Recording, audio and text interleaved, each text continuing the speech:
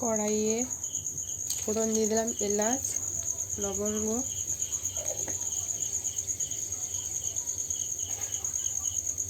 গোটা জিরে,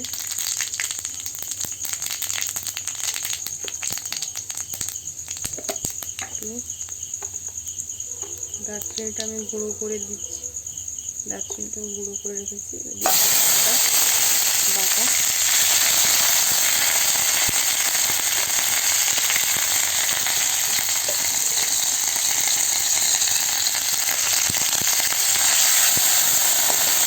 লবণ দিয়ে দিলাম, এতে একটু আদাটা না শুকো। তোমরা যারা আমার রান্না দেখো জানো যে আমি খুব কম মশলায় তাড়াতাড়ি কী করে রান্না করা যায় সেটাই দেখাই। এবার দিয়ে দিলাম টমেটো বাটা, এবার টমেটোটাকে গ্রেট করে নেবে।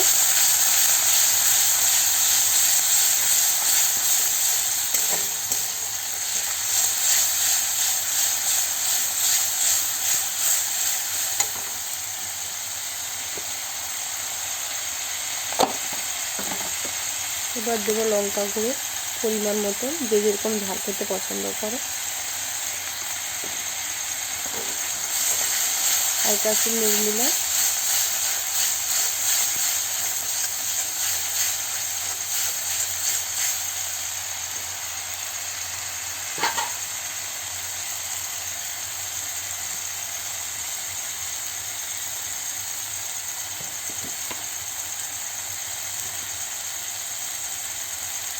তারপর দেবো অল্প একটু হলুদ গুঁড়ো, জল অ্যাড করবো,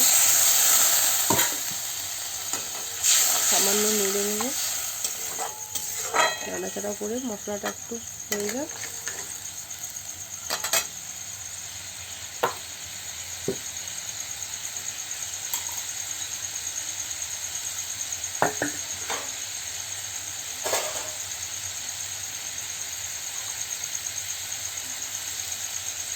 এটা কিন্তু সম্পূর্ণ নিরামিষভাবেই পনিরটা রান্না করছি।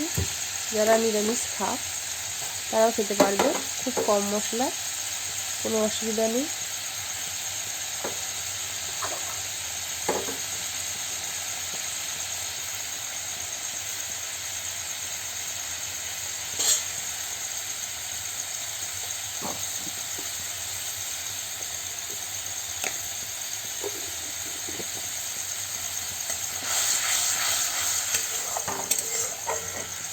মশলাটা হালকা করে কষতে হবে।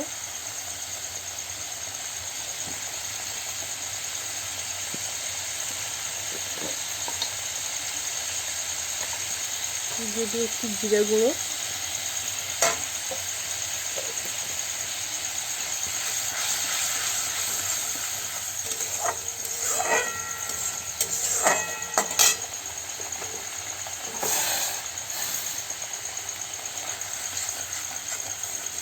ভালো করে মশলাটাকে কষিয়ে নেব। মশলা থেকে যখন তেল ছাড়তে শুরু করবে তখনই আমি আলুটাকে অ্যাড করব। আলু দিয়ে আমি পনির বানাচ্ছি খুবই সাধারণভাবে।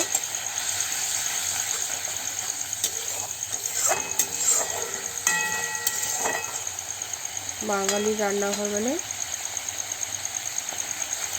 সাধারণ ছোটো খাটো রান্না হবেই।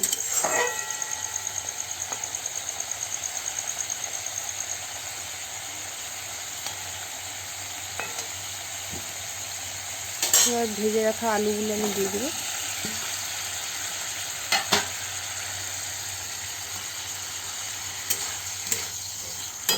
নাড়াচাড়া করে নেব।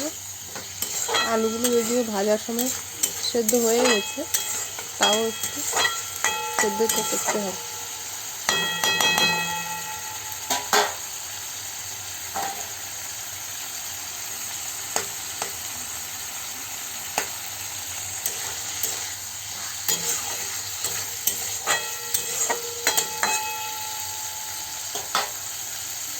পনিরগুলো আমি হালকা ভেজে এরকম এইভাবে জলে ডুবিয়ে রেখেছি যাতে পনিরটা শক্ত না হয়ে যায়। তোমরাও হালকা ভেজে এইভাবে পনিরটাকে জলে দিয়ে রাখবে যাতে পনিরটা শক্ত না হয়। এবার পনিরগুলো দিয়ে দেবো, ভেজে রাখা পনির।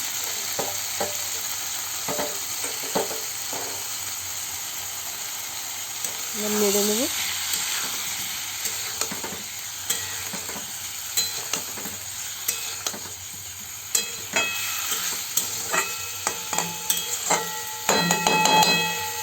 অল্পক্ষণ নাড়াচাড়া করে একটু ঢাকা চাপা দিয়ে দেবো 2-3 মিনিট মতন। আর এদিকে আমি একটা কাজ ছেড়ে নেব। এটা হচ্ছে এতে আমি দেব গুঁড়ো দুধ। এই দেখতে পাচ্ছ গুঁড়ো দুধ আমি এতে গরম জলে ফুটিয়ে নিয়ে দেব।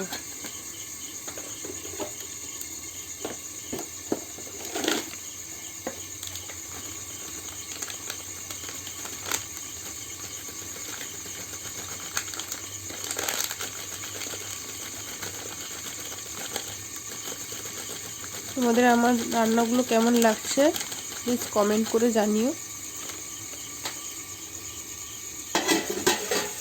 আমি খুবই সাধারণভাবে সাদা মাটাভাবে রান্না করে দেখাই,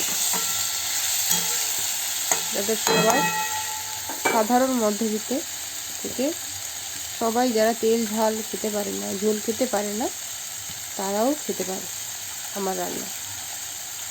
এবার আমি গুঁড়ো দুধটাকে অ্যাড করে দেব। এইটাই রান্নার পুরো স্বাদটাই বদলে দেবে।